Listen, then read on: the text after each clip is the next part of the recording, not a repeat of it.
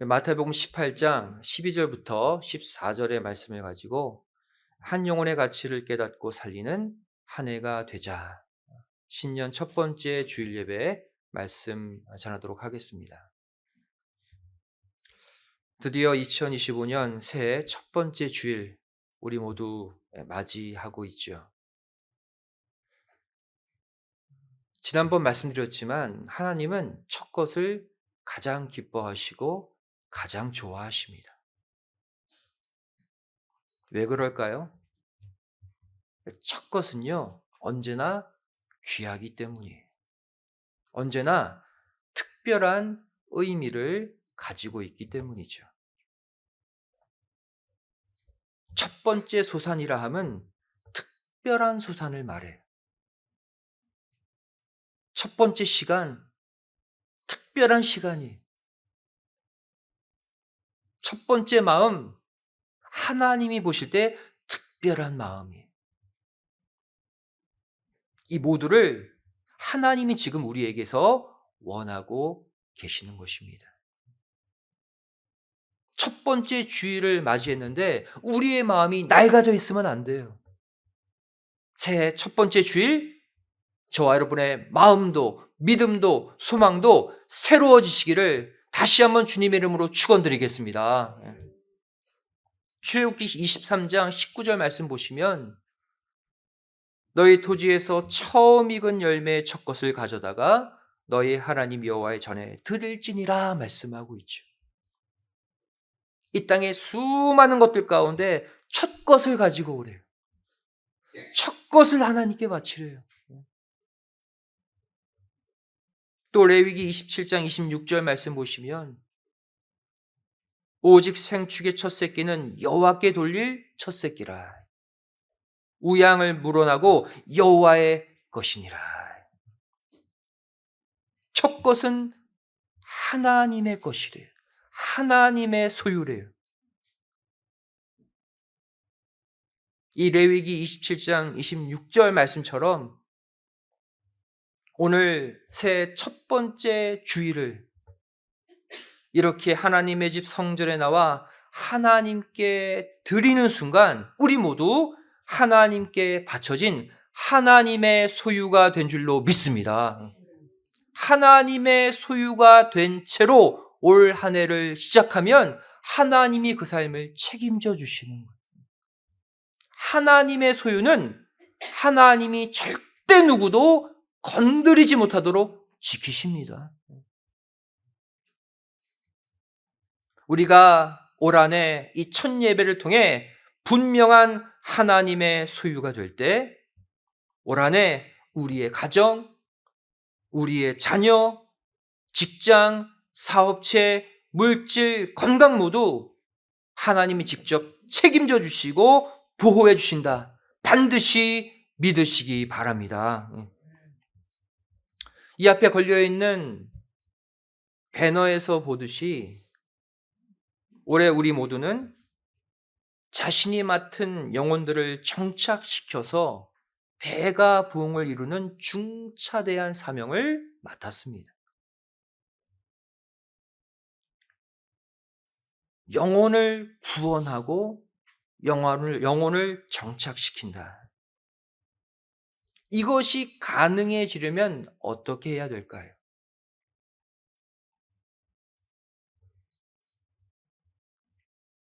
한 영혼을 데려와서 정착시키는 것이 왜 중요한지를 먼저 깨달아야 합니다.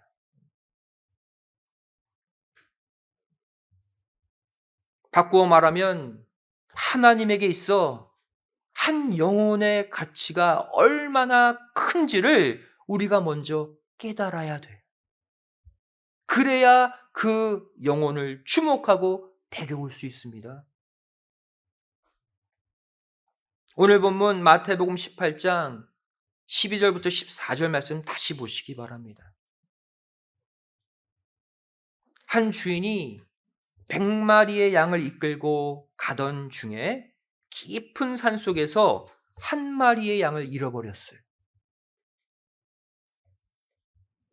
날은 점점 어두워지죠. 깊은 산속이에요. 보통의 주인 같으면 어떻게 합니까? 한 마리를 그냥 포기하고 남은 99마리의 양을 데리고 빨리 산을 빠져나와야죠. 하지만 이 주인은 정반대로 행동했습니다. 오히려 99마리의 양을 산에 버려두고 잃어버린 한 마리 양을 밤이 새도록 찾아다녔어요. 이 특별한, 이 독특한 주인이 누굽니까? 우리 아버지 하나님이.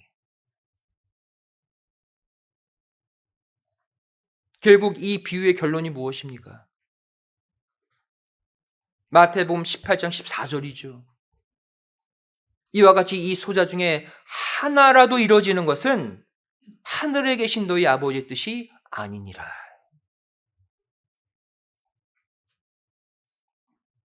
우리는 보통 내 가정, 내 자녀, 조금 더 나가서 내 친척 전도하면 됐다고 생각해요. 그것이 5가 됐든 10이 됐든 우리는 거기서 만족할 때가 많습니다. 하지만 아버지 하나님에게는 구원받기로 작정된 100의 영혼을 다 채우는 것이 최종 목표예요. 100이 채워질 때까지 쉬지 않고 영혼을 찾아 나서시는 분이 우리의 아버지 하나님이세요. 그리고 그 잃어버린 한 영혼을 되찾는 그 일을 먼저 구원받은 저와 여러분의 사명으로 맡기신 것입니다. 성도 여러분, 누가 올 한 해 하나님께로부터 가장 크고 가장 많은 축복을 받을 수 있을까요? 하나님의 감정선에 내 감정, 내 마음을 똑같이 두는 사람입니다. 하나님이 무엇을 원하시는지, 무엇을 바라시는지 똑같이 내가 그것을 바라고 원하는 사람. 하나님이 축복해 주시는 거예요.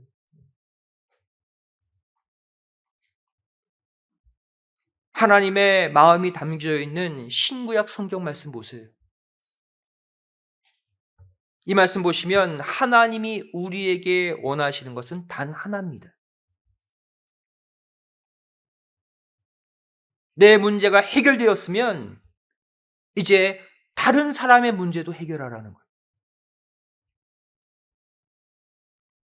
내 배고픔이 채워졌으면 이제 다른 사람의 배도 채우라는 거예요. 내 삶이 풍요로워졌으면 이제 다른 사람의 삶도 풍요롭게 만들라는 거예요. 내가 구원을 얻고 천국을 보장받았으면 이제 다른 사람도 구원하라는 거예요. 하나님이 그 영혼을 귀하게 보고 있다면 나도 그 영혼을 똑같이 귀하게 볼 수 있어야 한다는 거예요. 하나님의 마음과 내 마음, 하나님의 시선과 내 시선 똑같아야 된다는 거예요.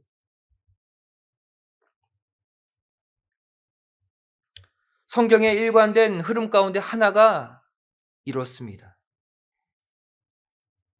내가 다른 사람을 대하는 태도로 각자의 믿음을 평가하시겠다는 거예요. 우리는 보통 하나님을 향한 내 믿음, 하나님이 직접적으로 평가하시는 것처럼 생각하지만 성경을 보시면 아니다. 하나님의 나에 대한 평가는 직접 평가가 아니라 다른 사람을 통해서 평가하신대.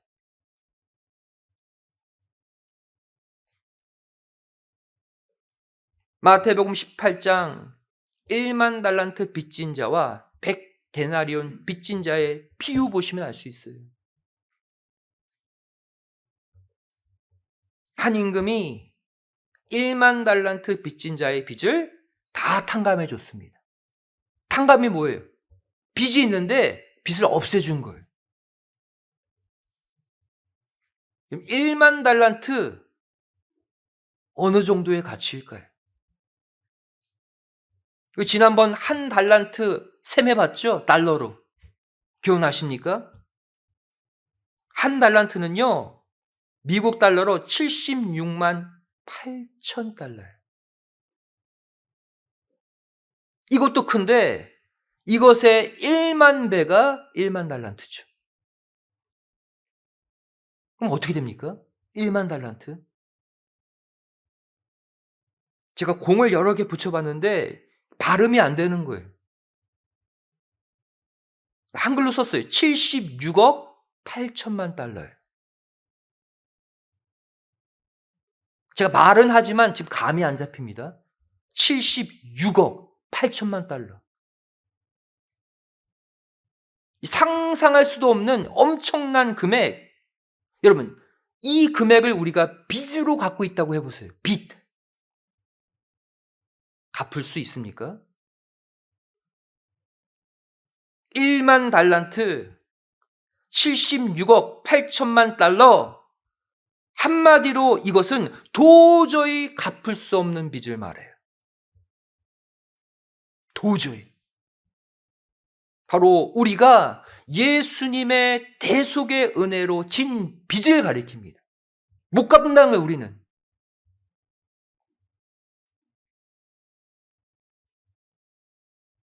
바로 이 시간 우리 모두 하나님 앞에 1만 달란트 빚진 자들이에요. 못 갚아요. 하나님이 탕감해 주시지 않으면 천국 갈 수 없는 존재들이에요. 근데 이 비유를 보시면 이 1만 달란트 빚 탕감을 받은 이 사람이 자신에게 100데나리온 빚진 자를 용서하지 않고 감옥에 가둬버렸어요. 100데나리온 때문에. 100데나리온은 오늘날로 말하면 12,800달러예요. 12,800달러, 이거는요, 열심히 노력하면 갚을 수 있는 빚을 말합니다. 조금만 시간 주면 갚음받을 수 있는 빚이에요. 그런데 이 1만 달란트 탕감받은 이 사람은 그 잠깐을 못 기다리고 100데나리온 빚진 자를 감옥에 가뒀어요. 자신이 어마어마한 금액을 탕감받은 것은 잊어버리고. 이 비유의 결론이 무엇입니까? 마태복음 18장 35절 말씀이죠. 너희가 각각 중심으로 형제를 용서하지 아니하면 내 천부께서도 너희에게 이와 같이 하시리라. 우리의 믿음의 평가가 직접 평가가 아니라는 거예요. 네가 다른 사람을 어떻게 대하느냐에 따라서, 네가 다른 영혼을 대하는 태도에 따라 하나님이 나를 대하시겠대요.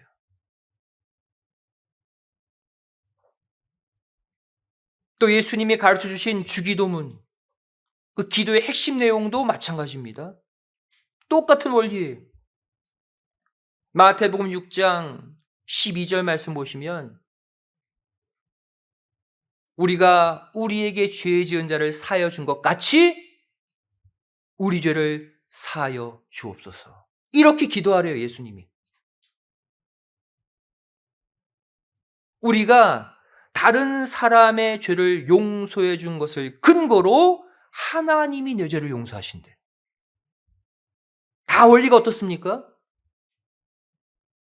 내가 다른 인간들을 대하는 태도를 가지고 하나님이 나와의 관계를 평가하시겠다는 거예요. 또 마태복음 25장 마지막 심판에 관한 비유도 마찬가지입니다. 양과 염소의 비유죠. 양과 같은 성도가 마지막에 있다는 거예요. 바로 구원받을 성도를 가리킵니다. 마지막 심판대에서 이들이 구원받는 근거가 뭐예요? 마태복음 25장 40절 말씀 보시면 너희가 여기 내 형제 중에 지극히 작은 자 하나에게 한 것이 곧 내게 한 것이니라.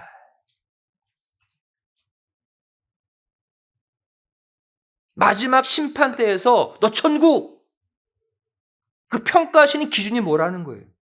하나님께 직접 대한 태도가 아니라 누구?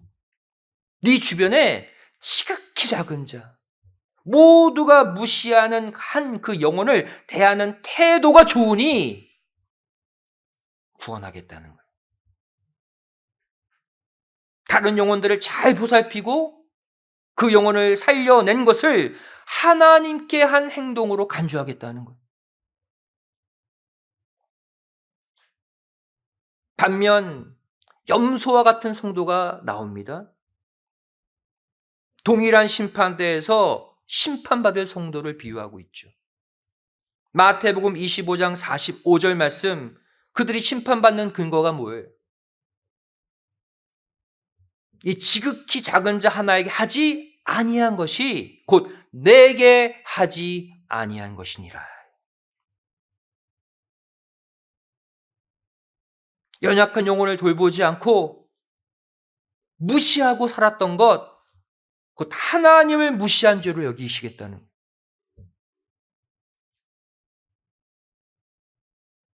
여러분, 나만 잘 믿는다? 그게 온전한 신앙생활이 아니에요. 하나님만 바라보고 나와 하나님과의 관계에만 집중한다? 온전한 신앙생활이 아니라는 거예요.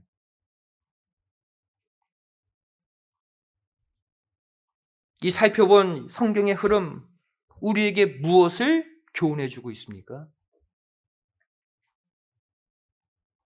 나만 잘 믿고 나만 올바로 사는 것이 하나님이 원하시는 바가 아니라는 거예요.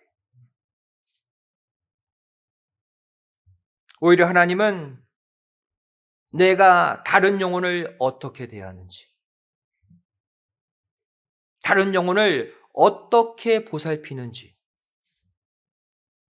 다른 영혼을 어떻게 구원하는지에 따라서 내 믿음을 평가하시고 최종 상급을 결정하신다는 거예요. 하나님이 그렇게 설정해 놓으셨습니다. 내 믿음이 하나님이 원하시는 수준에 도달할 때 나의 축복과 상급이 곧바로 결정되는 것이 아니라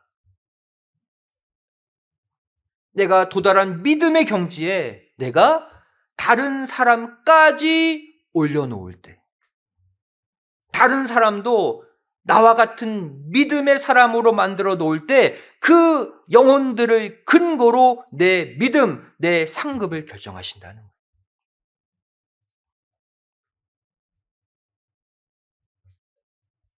여러분, 우리로 하여금 이 일을 이루라고 2025년을 선물로 주셨습니다.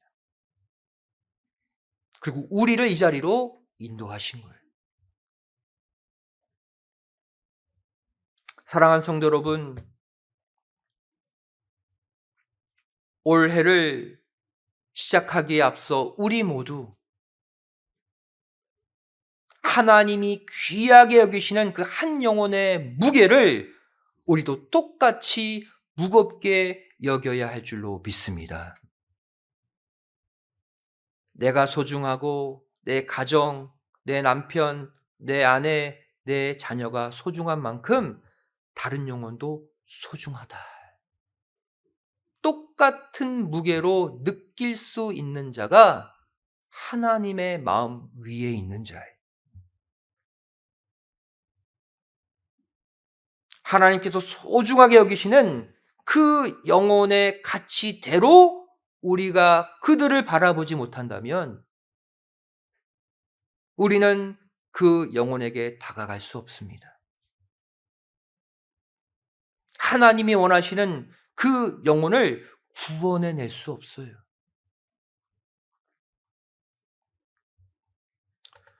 여러분, 이 땅에서 이루어지는 평가는 크게 두 가지죠. 많이 들어보셨을 겁니다. 절대평가가 있고 상대평가가 있어요. 절대평가가 뭡니까? 절대평가는 한마디로 개인적인 평가예요. 개개인이 일정 점수만 도달하면 다 합격이에요. 이 절대평가죠. 반면 상대평가는 어떻습니까? 이거는 집단을 고려한 평가예요. 내가 아무리 90점, 아무리 높은 점수를 얻어도 다른 사람들이 나보다 더 높은 점수를 다 얻으면 나는 탈락입니다. 이게 상대평가예요. 그렇다면 2025년을 출발하는 우리를 향한 하나님의 평가는 절대평가일까요? 상대평가일까요?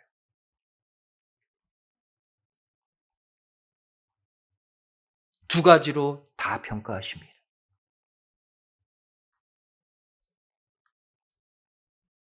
하나님의 나를 향한 절대평가가 뭐예요? 하나님과 나와의 1:1 관계의 평가죠. 10계명 가운데 1계명부터 4계명, 대신계명에 해당합니다. 내가 하나님을 어떻게 바라보고 하나님의 뜻대로 어떻게 살아가는가 분명 평가하고 계세요. 또한 상대평가로도 우리를 평가하십니다. 이건 바로 나와 다른 사람과의 관계로 또 평가하셔요. 10계명 가운데 5계명부터 10계명, 대인계명을 가리키죠. 그리고 예수님이 이것을 하나님 사랑과 이웃 사랑으로 정리해 주셨습니다. 하나님 사랑도 평가하시고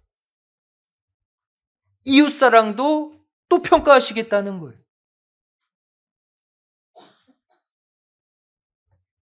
이 두 가지를 이루는데 중요한 순서가 있습니다. 하나님 사랑과 이웃 사랑이 별개적으로 평가되는 게 아니에요. 연결되어 있어요. 바로 이웃 사랑을 통해서 이웃 사랑을 행함으로 하나님의 사랑이 완성된다고 말씀하고 있어요. 따로따로 여기지 말라는 거예요.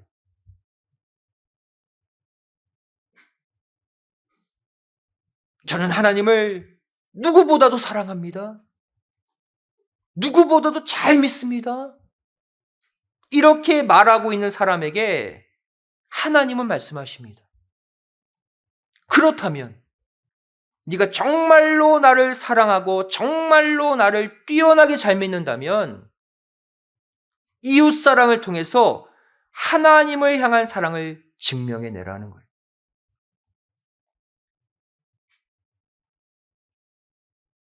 지금 하나님이 뜨겁게 사랑하고 있는 그 사람을 나도 똑같이 사랑하지 못한다면 진정 하나님을 사랑하는 게 아니라는 거예요.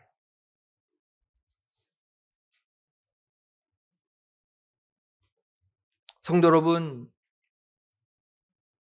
그동안 내 가정, 내 직장, 내 사업체만을 돌보며 살아왔다면 올해부터는 다른 사람을 보살피고 다른 사람을 구원하고 다른 사람을 살리는 일에 더 많이 애쓰고 수고하시기를 부탁드립니다. 그게 우리를 불러주신 아버지 하나님의 간절한 소망이기 때문이에요. 소자 하나라도 비천하고 연약한 사람 한 명이라도 잃어버리지 않기를 원하시는 하늘아버지의 소원과 바람이 올해 저와 여러분의 소원과 바람이 되기를 소원합니다. 이렇게 하나님의 감정선 위에 내 감정이 똑같이 올려져 있을 때 하나님이 기뻐하지 않으시겠습니까? 하나님의 마음과 바람을 알고 수고하려고 하는 자에게 하나님이 그 가정, 그 자녀, 그 직장, 그 사업체에 복 주시지 않겠습니까? 우리가 하나님께 무엇이 필요합니다, 도와주세요 하기 전에 하나님의 마음을 이해하는 수고를 먼저 해야 될 줄로 믿습니다. 아버지 하나님이 나에게서 원하신 그 일을 내가 하겠습니다. 우리의 기도 제목이 바뀌길 원해요. 그 순간 하나님이 우리 가정을 책임져 주시는 거예요.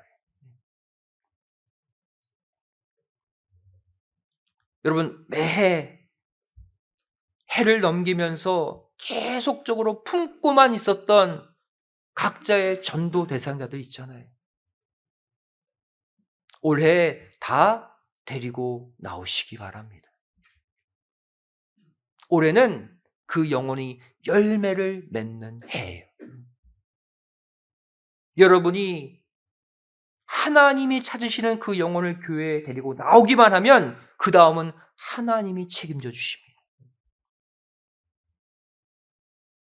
그 대상이 내 가족이 됐든 친척이 됐든 친구, 직장 동료가 됐든 상관없어요. 성도 여러분, 내가 죄악된 세상, 사단의 영역 안에 뛰어들어서 그 영혼들을 구원해내지 않으면 어떻게 됩니까? 반대로 사단이 내 삶의 영역 속에 뛰어들어서 나의 믿음을 무너뜨려요. 내가 살기 위해서라도, 내 믿음 지키기 위해서라도 우리가 전도하셔야 돼요. 여러분, 인류의 시조 아담이 타락한 이유가 무엇입니까? 자신의 아내 하와를 온전히 전도하지 못했기 때문이에요. 전도하지 못했기 때문에 아담 스스로가 당한 거예요. 오히려 아담이 하와에게 역전도됐죠. 창세기 3장 6절 말씀 보세요. 여자가 그 실과를 따먹고 선악갑니다. 자기와 함께한 남편에게도 주매 그도 먹은지라. 오히려 아내에게 당하고 말았어요.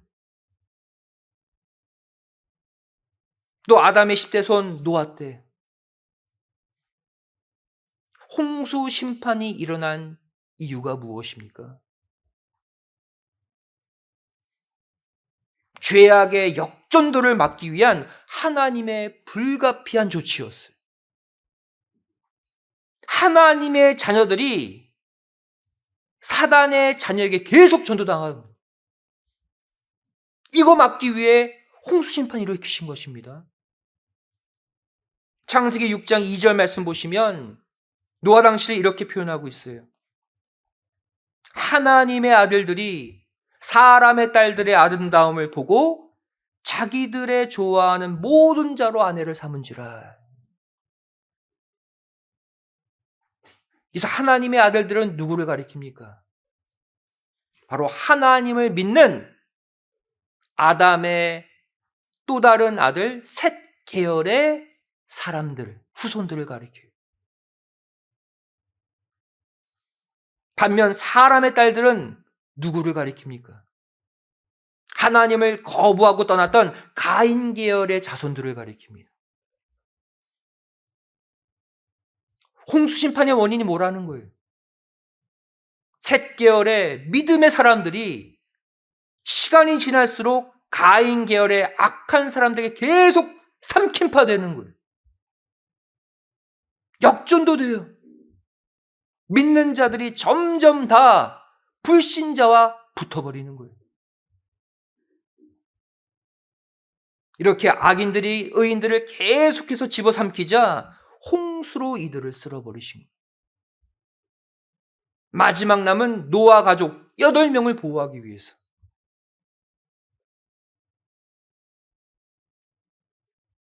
또 10대가 지나죠. 이번에는 아담의 20대 손 아브라함. 아브라함이 인류의 시조 아담을 제치고 믿음의 새로운 조상이 된 이유도 마찬가지입니다.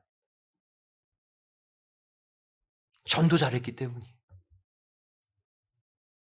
아브라함은 자신만 잘 믿었을 뿐 아니라 아들 이삭도, 손자 야곱까지 다 전도해서 자기와 똑같은 믿음의 사람으로 만들어 놓았어요. 그래서 위대한 산자의 조상, 믿음의 조상 된 거예요. 출애굽기 3장 6절에 하나님이 이렇게 말씀하시죠. 나는 내 조상의 하나님이니 아브라함의 하나님, 이삭의 하나님, 야곱의 하나님이니라. 이 말 속에는 어떤 의미가 담겨져 있습니까? 아브라함, 이삭, 야곱 세 사람의 믿음이 똑같이 하나가 됐다는 거예요. 세 사람이지만 한 믿음으로 인정하신다는 거예요. 아브라함의 하나님, 이삭의 하나님, 야곱의 하나님. 저와 여러분들도 나의 하나님, 내 남편의 하나님, 내 자녀, 내 손주의 하나님 똑같은 믿음 만들어내야 할 줄로 믿습니다. 그러할 때 나의 믿음도 지켜지는 거예요. 2015년 올 한 해 하나님이 간절히 애타게 찾고 계시는 그 영혼들을 나도 똑같이 애타하고 똑같이 간절히 찾아 나서시는 가운데 나의 바람이 아닌 아버지 하나님의 바람을 이루어드리는 특별한 한 해를 꼭 만드시기를 주님의 이름으로 간절히 축원드리겠습니다. 기도하시겠습니다. 사랑하신 아버지 하나님, 2025년 새해를 우리에게 선물로 주신 이유, 선물로 주신 목적, 아버지 하나님의 간절한 바람을 우리를 통해 이루시기 위함인 줄로 믿습니다. 아버지 하나님의 바람, 하나님의 말씀으로 창조된 수많은 영혼들 한 명도 빠짐없이 다 아버지 하나님의 품 안으로 데리고 오는 것인 줄로 믿습니다. 저를 그동안 내 가정, 내 직장 그것만 생각하며 살아왔다면 올 한 해는 아버지 하나님이 바라시는 그 영혼을 데리고 나와서 나와 똑같은 믿음으로 만들어내는 승리하는 아담들이 되게 하여 주시옵소서. 아버지 하나님, 새로운 한 해를 출발하지만 여전히 내 가정, 직장, 사업체에 많은 문제의 짐들이 있습니다. 우리 힘으로 해결할 수 없사오니 우리가 아버지 하나님이 기뻐하시는 영혼 구원에 최선을 다함으로 아버지 하나님이 우리의 문제를 해결해 주시는 놀라운 축복, 승리를 체험하는 한 해가 되게 하여 주시옵소서. 아버지 하나님, 그리하여서 올 한 해 우리 교회가 배가로 부흥하고 우리의 가정, 우리의 자녀, 우리의 직장 사업체 모두 함께 배가로 부흥하는 놀라운 축복의 한 해가 되게 하여 주시옵소서. 간절히 빌고 소망하오며 사랑 많으신 예수님의 이름으로 기도드리옵나이다. 아멘. 하나님 고맙습니다.